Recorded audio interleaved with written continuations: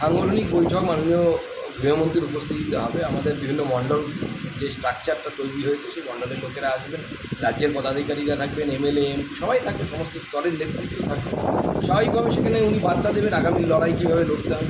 কারণ মাননীয় প্রধানমন্ত্রী গতকালই লাইন সেট করে দিয়ে গেছে যে এই দেশকে বাঁচানোর জন্য, এই দেশকে রক্ষা করার জন্য বাংলাতে অপারেশন বাংলা করা দরকার। মুখ্যমন্ত্রী ঘোষণা হয়েছে, আমি অপারেশন বাংলা শব্দটি ব্যবহার করেছি। অপারেশন সিঁদুর এমন হয়েছে পাকিস্তানের জন্য, আপনাদের জন্য অপারেশন বাংলা হবে। কারণ আপনাদের জন্য সিঁদুর করার দরকার নেই, আপনারা তো সিঁদুরকে সম্মান করেন না। মাননীয় মুখ্যমন্ত্রী যেভাবে সিঁদুরটাকে অপমান করলেন, তারপর তার দলের অনুব্রত মণ্ডল যেভাবে মহিলাদের সম্পর্কে কটূক্তি করলেন, আমাদের বোঝা হয়ে গেছে আপনারা সিঁদুর মহিলাদের কি সম্মান করেন। যদিও নিজে মুখে মহিলা, কিন্তু এই ধরনের সম্মান আমরা বুঝতে পেরে গেছি যে কী ধরনের সম্মান আপনারা মহিলাদেরকে করেন। তার বিরুদ্ধে বাংলার লড়াই, বাংলার মহিলাদের মান সম্মান বাঁচানোর লড়াই। আপনার কথা প্রসঙ্গে একটা কথা না বললেই নয়, সেটা হচ্ছে যে অপারেশন সিঁদুর, তারপর দেখা গেল কালকের যে আলিপুরদুয়ারের প্যারেড গ্রাউন্ডের সভা, সেখানে জাতীয় পতাকা নিয়ে প্রচুর মহিলার উপস্থিতি। বাংলা একসময় বলা হচ্ছিল লক্ষ্মীর ভাণ্ডারে মজেছে মহিলাদের মন, এবং সে কারণে সবাই লক্ষ্মীর ভাণ্ডারের কারণে তৃণমূলের দিকে মহিলা ভোট ঝুঁকে গেছে বলা হচ্ছিল। মহিলা ভোট কি বিজেপির দিকে ঘুরছে? দেখুন, বাংলার মহিলারা অন্ততপক্ষে যারা সিঁদুর পরেন তারা বুঝে গেছেন। পেহেলগাঁওয়ে তাদের সিঁদুর দেখে তাদের স্বামীদেরকে মারা হয়েছিল, আমাদের বোনেদের, আমাদের দিদিদের। ঠিক সেরকম মুর্শিদাবাদে তৃণমূল কংগ্রেসের আশ্রিত দাঙ্গাকারীরা, জেহাদিরা, তারা সিঁদুর দেখে বাড়িঘর পুড়িয়েছে, গলায় কাঠের মালা দেখে বাড়িঘর ভেঙেছে, মন্দির ভেঙেছে। অতএব ভবিষ্যৎ কী সেটা পরিষ্কার বোঝা যাচ্ছে। এবং আমি আগেও বলেছি, আবার রিপিট করছি, কলকাতা হাইকোর্টের যে 3 সদস্যের যে কমিটি, সেই কমিটির যে রিপোর্ট, সেই কমিটির রিপোর্ট পরিষ্কার করে দিচ্ছে যে এটা আগামী দিনে আমাদের কোষ্ঠী, বাচ্চা জন্ম নিলে যেমন জনমকুণ্ডলী বলে হিন্দিতে, আমাদের বাংলা বলে কোষ্ঠী বিচার, সেই কোষ্ঠী তৈরি হয়ে গেছে। সেই কোষ্ঠীটা ভালো করে পড়ে দেখুন, ওটাতে বুঝতে পারবেন আগামী দিনে বাংলার ভবিষ্যৎ, বাঙালি হিন্দুদের ভবিষ্যৎ কী অপেক্ষা করছে ভবিষ্যতের জন্য। এটা দেখে সচেতন হয়েছে মহিলারা। আপনি একটি অডিও ক্লিপ পোস্ট করেছিলেন বীরভূমের কোনো প্রভাবশালী তৃণমূল নেতার, তাতে নানান ধরনের শব্দ তাতে রয়েছে পুলিশের আধিকারিক সম্পর্কে। আপনার কাছে কী তথ্য এই অডিও সম্পর্কে, কীভাবে এলো বা কী? দেখুন, এই অডিও তো সোশ্যাল মিডিয়ায় ভাইরাল, এবং সেখানে যে ব্যক্তি কথা বলছে তিনি নিজেই নিজের নাম বলছে। এই অডিও প্রমাণ করে দেয় যে তৃণমূল কংগ্রেসের কাছে মহিলাদের সম্মান, এদের কাছে লক্ষ্মী মানে হচ্ছে লক্ষ্মীর ভাণ্ডার, পয়সা, এবং তার সাথে সাথে মহিলাদের ইজ্জতের এদের কাছে ওই 1000 টাকা দাম, 1200 টাকা দাম। তার বাইরে লক্ষ্মীর কোনো সম্মান এদের কাছে নেই।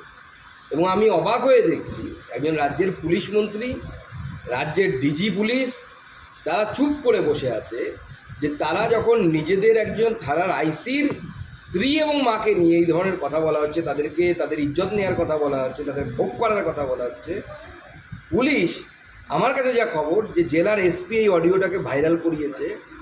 উচিত ছিল এই অডিও ভাইরাল না করিয়ে কলার ধরে ওই বেটাকে তুলে এনে 2 গালে 2টো থাপ্পড় লাগিয়ে জেলের ভেতরে ঢোকানো। যে পুলিশ নিজের মা বোনের ইজ্জত বাঁচাতে পারে না, বইয়ের ইজ্জত বাঁচাতে পারে না, সে পুলিশ পশ্চিমবঙ্গের সাধারণ মহিলাদের ইজ্জত বাঁচাবে কী করে? এই পুলিশ মন্ত্রীকে ধিক্কার জানায়। এবং এই অপদার্থ পুলিশ মন্ত্রী, পশ্চিমবঙ্গের ইতিহাসে এই ধরনের অপদার্থ পুলিশ মন্ত্রী এর আগে কোনো আসেনি। এবং এটা পুলিশ মন্ত্রীর ব্যর্থতা যে তার পার্টির নেতাদের কাছ থেকে পুলিশের স্ত্রী এবং পুলিশের মাকে এই ধরনের কথা শুনতে হচ্ছে। এটা বাংলার সকল মহিলাদের জন্য চোখ খুলে দেওয়ার মতো। অভিযোগের ভিত্তিতে মামলা রুজু করা হয়েছে, ওই নেতার বিরুদ্ধে কড়া আইনি ব্যবস্থা নেওয়া হবে। এখন করা আইনি ব্যবস্থা, এটা যদি বিজেপির কোনো একজন সাধারণ কর্মী যদি থানার আইসিকে এই কথা বলতো, চুলের মুঠি ধরে বের করে আনবো, মারবো, কি করা ব্যবস্থা নিচ্ছে? লজ্জা লাগে না এই ধরনের কথা বলতে? ভাইরাল হওয়ার পর এই অডিও, তারপর আপনারা স্টেপ নিতে পারলেন? তার আগে কি হয়েছে? নপুংসক হয়ে বসেছিলেন নাকি? এই নপুংসকতা কেন পুলিশে? রাজীব কুমার বলেছিলেন পুলিশের উপর হামলা হলে পুলিশ একটা গুলি চালালে 4টে গুলি চালাবে। এটা কি অপমান নয় পুলিশের? গুলি চালানোটাই সব। এর আগে দেখা গেছে গরু চুরির কেস সহ বিভিন্ন অভিযোগে অনুব্রত মণ্ডল একাধিকবার কখনো পুলিশকে বোমা মেরে দেব, কখনো কোনো ব্যবস্থা নেওয়া হয়নি। এই ভাইরাল অডিও প্রকাশ্যে আসার পর প্রথমবার মামলা রুজু করা হলো, কিন্তু ব্যবস্থা কি আদৌ হবে? এই যে বারবার পুলিশকে, এর আগে তো অনুব্রত বহুবার হুমকি দিয়েছেন, নানান ধরনের হুমকি। দেখুন, এটা তো শুধু পুলিশকে হুমকি দেওয়া নয়, মহিলাদের প্রতি তৃণমূল কংগ্রেস কি সম্মান রাখে তার অন্যতম নিদর্শন।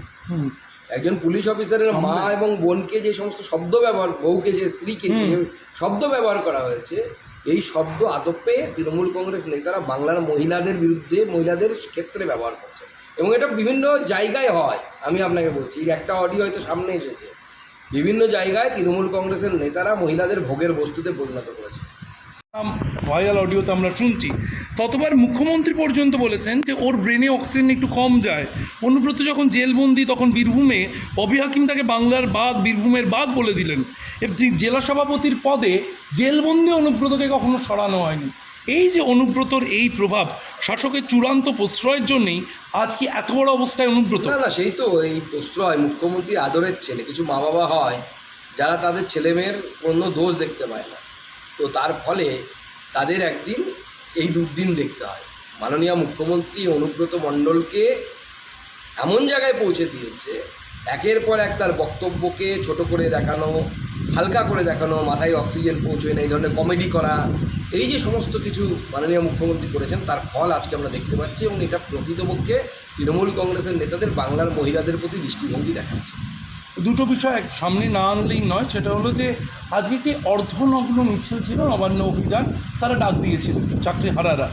যে অবস্থায় দেখা গেল যে চিরুনি তল্লাশির মতো কখনো মেট্রো টিকিট কাউন্টার, কখনো শিয়ালদা স্টেশন চত্বরে কোনো খাবারের দোকান, সেখান থেকে লোক টেনে এনে প্রিজন ভ্যান তোলা হচ্ছে, আইডি কার্ড চেক করা হচ্ছে। এই তৎপরতা, এই একটা চাকরিহারাদের নবান্ন অভিযান ঘিরে কী দৃশ্য! এই রাজ্যকে মাননীয় মুখ্যমন্ত্রী পুলিশ স্টেটে পরিণত করে দিয়েছে। এইভাবে গণতান্ত্রিক অধিকার কেড়ে নেওয়া যায় না। আমরা এর তীব্র প্রতিবাদ জানাচ্ছি। প্রয়োজনে ভারতীয় জনতা পার্টি আগামী দিনে রাজ্য সরকারের এই অগণতান্ত্রিক যে আচরণ, এর বিরুদ্ধে আন্দোলনে নামবে। মাননীয় মুখ্যমন্ত্রী যখন আন্দোলন করতেন ন্যাশনাল হাইওয়ে বন্ধ করে, তখন মাননীয় মুখ্যমন্ত্রীকে যদি কলার ধরে তুলে দেওয়ার ব্যবস্থা করা হতো, কেমন লাগতো মাননীয় মুখ্যমন্ত্রী? তখন গণতন্ত্র। এখন নিজের বেলা গণতন্ত্র ছিল তখন, আর এখন অন্যের বেলা গণতন্ত্র নেই। আমরা প্রথম থেকেই বলে এসেছি যে মাননীয় মুখ্যমন্ত্রী চাকরিহারা শিক্ষকদেরকে বোকা বানাচ্ছেন, ললিপপ দিচ্ছেন। উনি কিচ্ছু করতে পারবেন না, কারণ যারা টাকা দিয়েছে সেই সমস্ত মালিকেরা, তৃণমূল কংগ্রেসের মালিক যারা অযোগ্য চাকরি প্রার্থী, তাদের কাছে মুখ্যমন্ত্রীর টিকি বাধা আছে। 2026